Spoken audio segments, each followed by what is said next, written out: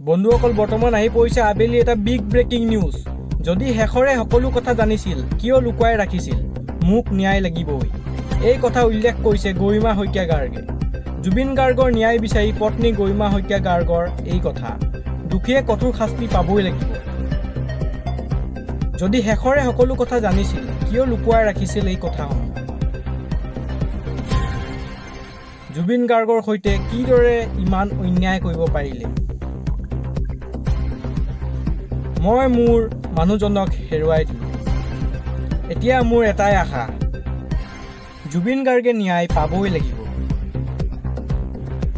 যি দোষী তাৰ বিৰুদ্ধে কঠোৰ শাস্তি হ'ব লাগিব। জুবিন গাৰ্গৰ ন্যায় বিচাৰি পত্নী গৰিমা শইকীয়া গাৰ্গৰ ডাঙৰ দাবী, দোষীয়ে কঠোৰ শাস্তি পাব লাগিব। যদি শেষৰে সকলো কথা জানিছিল কিয় লুকুৱাই ৰাখিছিল। জুবিন গাৰ্গৰ সৈতে কিদৰে ইমান অন্যায় কৰিব পাৰিলে। মই মোৰ মানুহজনক হেৰুৱাই দিলোঁ।